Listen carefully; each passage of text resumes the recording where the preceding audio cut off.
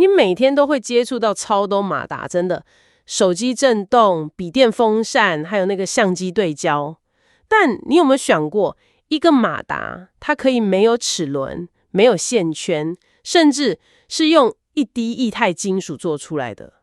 今天我们要深入聊的，就是一个听起来有点科幻的东西。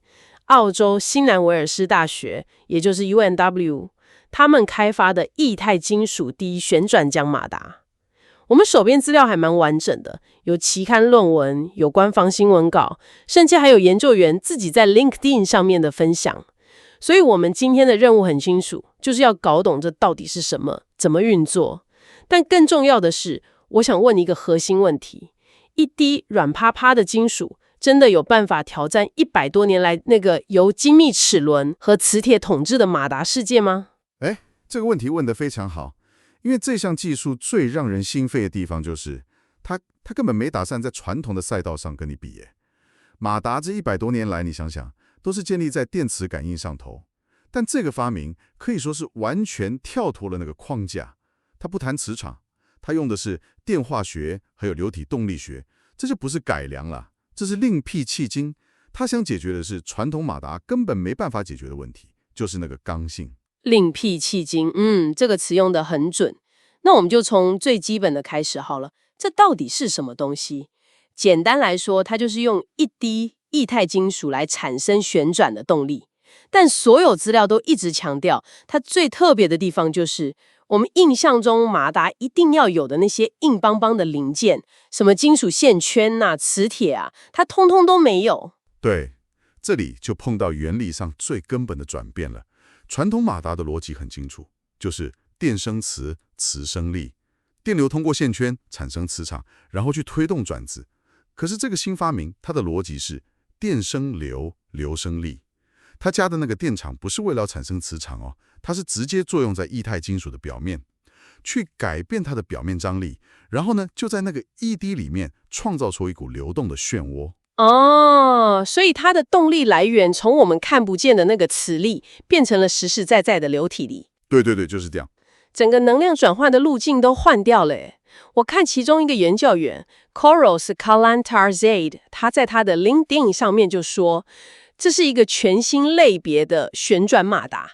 这句话分量很重诶，听起来他们觉得这不是小改款了，是一个新品种的诞生。没错，因为底层的物理原理完全不同了。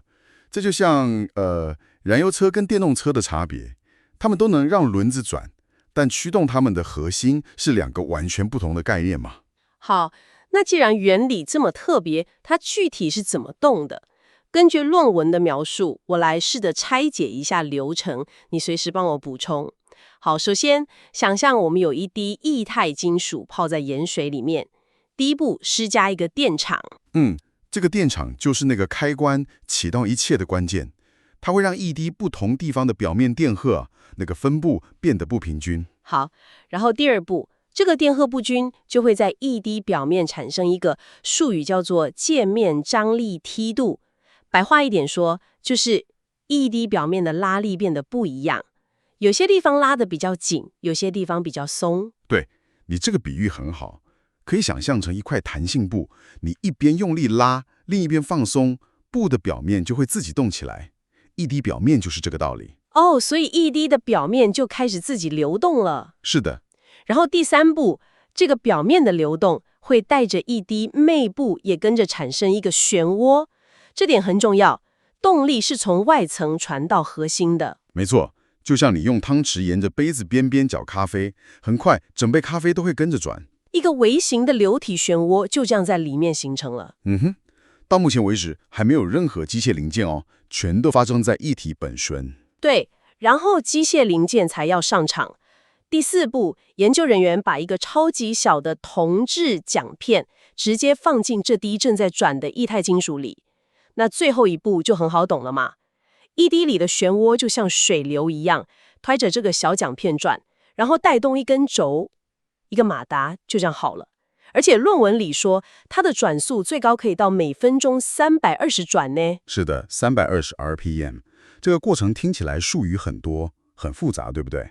但开发这个技术的博士生 Richard Fuchs， 他在 UNSW 的新闻稿里提供了一个超棒的比喻，你可以把它想象成一个微型水车。微型水车，哎，这个比喻很有画面感。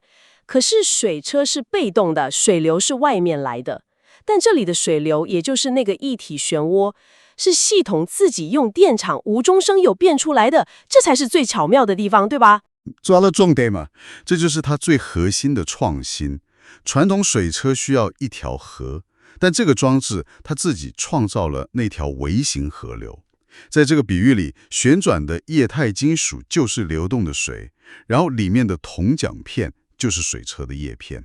这样一来，一个很抽象的物理现象就变得很直观了。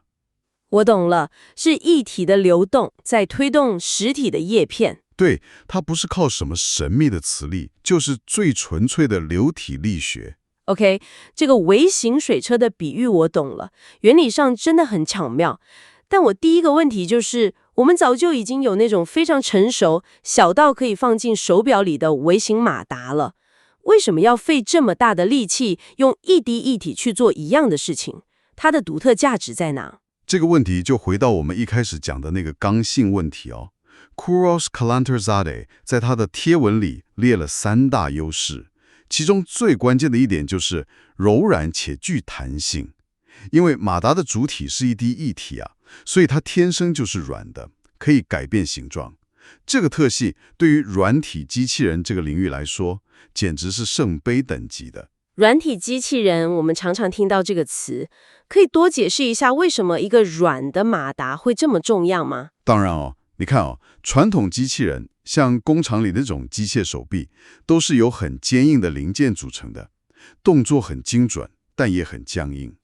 但软体机器人，它追求的是模仿像章鱼、毛毛虫这种生物，可以弯曲，可以伸展，甚至可以挤压自己钻过很小的缝隙。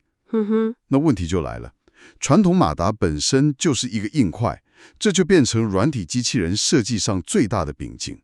你很难想象一只软趴趴的章鱼，身体里却塞了一个硬邦邦的金属盒子吧？好，对，那画面很奇怪。所以一个本身就是一体的马达，就解决了这个根本的矛盾。正是如此。UNSW 的新闻稿里有一段描述，我觉得非常生动。卡兰陈塞的教授他说，想象一下一个微型机器人由柔软有弹性而非坚硬脆弱的马达驱动，能够在人体内狭窄不规则的空间中移动。这句话是不是让你对这个技术的潜力有了一个非常鲜明甚至有点科幻的画面？画面是很科幻没错，但老实说，也有一点点毛骨悚然的感觉。不过回到现实，我们都知道，从科幻画面到实际应用，那个鸿沟是非常巨大的。而且所有的资料也都很坦白的说，这个技术还在非常非常早期的阶段。没错，我们必须要客观。研究人员自己就称现在的设计是初型，英文是 rudimentary。这意思就是它成功验证了概念，但离一个真正的产品还有很长的路要走。那他们现在遇到的主要挑战是什么？资料里面都提到最大的瓶颈在能量转换效率。是的， Kalantarzadeh 在他的贴文里直接就点出来，他们需要找到方法来降低驱动马达所需的电压和电流。这听起来像个工程问题，但它背后其实挑战更深。你说到效率是关键，要降低电压电流，这点在生物医学应用上是不是特别重要？毕竟你不会想要在人体血管里面通一个高压电吧？完全没错，你点出了一个重点，这就是实验室跟临床应用的巨大鸿沟。在一个玻璃盘子里，你用比较高的电压去驱动它，没问题。但在人体内，电压不只是耗电的问题，它更关乎安全和生物相容性。任何多余的电流都可能产生热，会灼伤周围的组织，或者去干扰像心脏、神经这种靠生物电信号运作的器官。了解。所以他们口中说的降低电压，背后其实是如何让它对生物体友善这个巨大的挑战。这就让问题复杂多了。另外 Kalantarzadeh 也提到潜在的高效率。他说，理论上，因为拿掉了传统马达那些会发热、有电阻的零件，所以有潜力达到很高的效率。但他也承认，这在目前的论文里还没有被证实。诶，这点听起来是不是有点像在画大饼？毕竟拿掉电磁零件的同时，也引进了流体力学的那个粘滞阻力呀，那也会消耗能量，不是吗？哇，这是个非常敏锐的观察。论文中确实没有深入去探讨这个权衡。目前他们的重点是证明可行性，也就是它能转，而且能转多快。你说的那个粘滞阻力，在流体系统里是必然存在的能量损耗，这是物理定律。他们那个高效率潜力的论点，可能是基于一个比较理想的模型了。就是说，如果能完美控制电一体动力学的转换，能量损失就会很小。但现实中很难达到那个理想状态。对，现实中还有很多材料科学啊、流体力学的细节要克服。所以，是的，现阶段这的确更像是一个理论上的美好愿景，还不是经过验证的事实。了解了。不过，尽管有这些限制，研究人员看到的巨大潜力，还是让这个领域非常活跃。我们来看看资料里提到的应用场景好了。除了最核心的软体机器人之外，还有像是可挠式电子产品。这很合理。如果你的手机荧幕可以弯曲，你当然也希望里面的震动马达也能跟着弯，而不是一个硬块卡在那里，限制了整体的柔软度。还有微流体装置，这通常是用在生物或化学实验的晶片上，用来精确控制极微量的液体。一个微小的液态马达就可以用来驱动里面的微型帮浦或阀门，而且因为它本身就是液体，跟整个系统的整合度会非常高。如果我们把这些应用放在一起看，你会发现它们的共通点不只是环境很精密而已，更深层的意义是，我们可能正在从组装机器的思维转向培育或者整合机器的思维。组装跟整合的思维，这要怎么理解？传统马达是一个标准化的、坚硬的零件，对吧？你设计一个产品时，必须为它空出一个刚性的、形状固定的空间来组装它。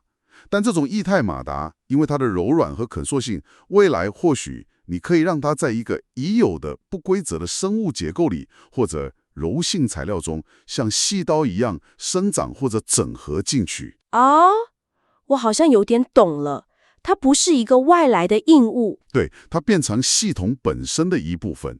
这才是软体机器人革命性的地方，追求的是系统的一体性和仿生性。我明白了，所以它的价值真的不在于取代我笔电里的散热风扇，那不是它的战场。完全正确，它的战场在那些传统马达因为体积、形状或材质限制而根本进不去的地方。它为医疗和微型技术领域的设计，等于是打开了一扇全新的大门，让我们可以去想象和创造一些过去因为零件限制而根本做不出来的机器。所以今天我们看到了一种全新的让物体旋转的方式，它利用一滴被电流推动的液态金属。这个概念像微型水车一样巧妙，但它所指向的未来可能是一个充满了柔软、弹性，甚至能跟生物体更无缝整合的机器世界。是的，研究已经证明了它的可行性，达到了每分钟320转的速度。这是一个重要的里程碑，证明了这个原理是有效的。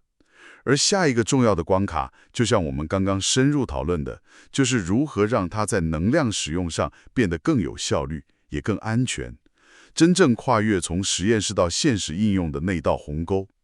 如果他们能克服这个挑战，我们未来看到的微型机器可能会跟现在有着截然不同的样貌。最后留给你一个问题思考，今天我们讨论的都是如何用电来驱动这个液态金属马达，进而为微型机器人提供动力。但如果反过来呢？如果我们用外力去转动里面的桨片，让液态金属产生漩涡，有没有可能反向利用这个装置来产生微小的电流？这个原理是否可以双向运作？这点在资料中没有提到，但它确实是个值得玩味的可能性。一个微型的、液态的，或许能植入体内的发电机。